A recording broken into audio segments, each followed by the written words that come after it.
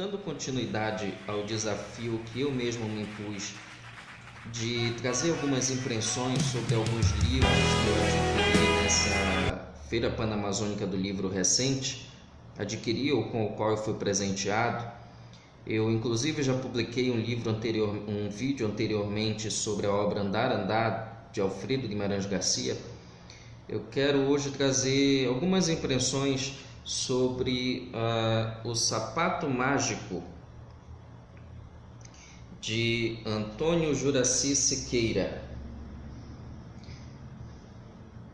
Falar sobre Juraci Siqueira é chover no molhado, porque todo mundo conhece o Juraci Siqueira no meio literário paraense e dentre o público leitor. O Juraci Siqueira é um dos grandes escritores vivos que nós temos e que temos também o privilégio de poder ter contato com as obras. É um companheiro de faina literário, um escritor que todas as vezes que nos encontramos, travamos ótimas conversas, quer seja sobre literatura, quer seja sobre outros temas, porque o Juraci, ao contrário de algumas figuras que andam por aí assombrando o meio literário, ele não é alguém que se esconde atrás de um personagem. Ele é um cara super bacana, a mente aberta, à frente do seu tempo, e que sempre nos brinda com essas obras que são instigantes. O Juraci consegue representar na sua literatura muito bem o pariensismo e o nosso regionalismo. Não é um regionalismo fechado em si mesmo. Não é aquele regionalismo que em alguns livros meus eu já defini como um regionalismo de ostra, um regionalismo que se volta sobre si mesmo e se cerca de tanto desejo de representação que ele acaba se tornando hermético para quem não é da cultura e do meio paraense. Não. Juraci Siqueira, e em Juraci Siqueira nós temos uma linguagem que traz a matize regional, mas nem por isso é fechada em si mesmo. Muito pelo contrário, ela consegue dialogar com o que de mais abrangente existe na literatura mundial. Eu não vou chamar de um regionalismo que conversa com o universal, porque eu sou totalmente contra essa ideia de regional e universal.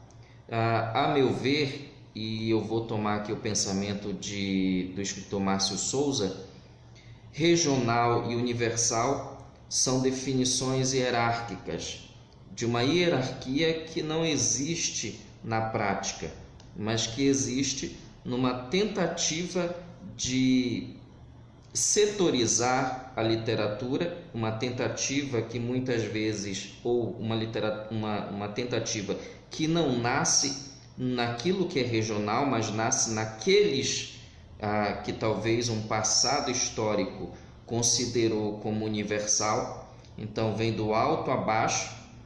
Por isso é que eu não gosto muito dessa ideia de ficar definido o que é regional, o que é universal, porque toda literatura é filha da humanidade. Toda palavra que é expressa, ela sai já com essa dramaticidade que muitas vezes pode até trazer uma matiz regional, mas que não escapa de ser comum, aquilo que eu sofro, aquilo que eu passo, aquilo que eu experimento, aquilo que eu vivo. Claro, vai ter as suas alterações em outras culturas, mas o homem que está imerso nessa cultura, ele vai enfrentar desafios muito parecidos em outras culturas, pelo menos nos aspectos emocionais ou nos aspectos dos dramas do homem moderno. Portanto, tentar definir literatura entre regional e universal é como uma colônia sendo definida pelo país que a explora. É como se um centro rico tentasse definir como regional aquilo que não é dele ou que não sai dele. Eu vi inclusive um dia desse uma reportagem definindo o escritor Milton Ratum como um escritor regional. E é interessante porque o Milton Ratum é um dos escritores amazônidas mais premiados e reconhecidos no Brasil todo.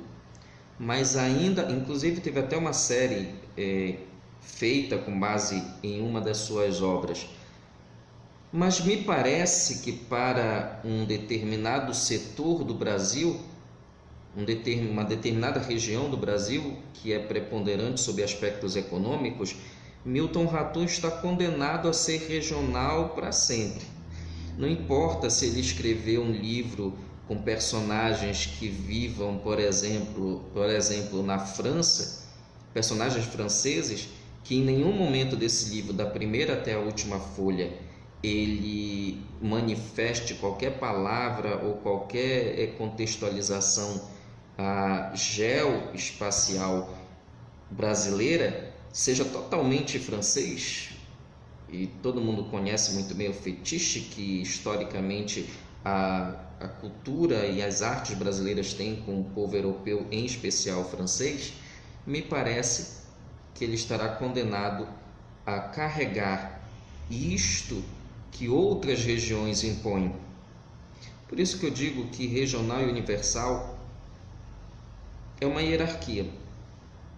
É uma hierarquia que aquele que é regional não definiu. E a partir do momento que eu aceito que eu sou regional, eu acabo abraçando o meu lugar nessa hierarquia que eu não criei e que eu não pedi para que eu fosse definido como tal. Essa é a parte da reflexão. O Juraci Siqueira, nesse livro, ele dialoga e me traz muito uma pegada de Robert Louis Stevenson, por exemplo. Eu tenho um personagem que está desempregado e que acaba encontrando um sapato mágico que propicia a ele uma aventura em um mundo supranatural, um mundo fantástico, e que acaba assimile das histórias de Robert Louis Stevenson com uma aventura e um desfecho emocionante. Então, Juraci, nesse livro, me trouxe muito o Stevenson. E eu leio Louis Stevenson e gosto da pegada de Louis Stevenson, a pegada aventuresca, e é o que esse livro nos traz. Esse é um grande exemplo do que eu acabei de falar, de uma linguagem que traz a matiz regional. Tá vendo como isso é subliminar, isso foi incutido, que a gente acaba, mesmo após ter feito uma reflexão sobre o assunto, a gente acaba usando. Mesmo tendo matizes, eu vou corrigir, mesmo tendo matizes locais, como representatividade da qual o escritor não pode fugir, que é a representatividade do seu mundo, e eu vou citar aqui o que diz Leon Tolstói: se você quer ser universal, comece pintando a sua aldeia. Então a pintura da aldeia está presente nesta obra de Juraci Siqueira, mas eu acredito, e essa é a impressão que eu tive, que ele nos traz o que de mais abrangente existe em literatura aventuresca infanto-juvenil. Parabéns ao Juraci Siqueira por essa obra, parabéns à literatura paraense por ter esta figura no seu meio. Sou grande fã, grande admirador da tua obra, e vamos seguir. Eu acho que eu ainda tenho mais uns 2 ou 3 livros para ler, e à medida que eu for concluindo, eu vou aproveitando, passando minhas impressões, aproveitando para discutir algum tema.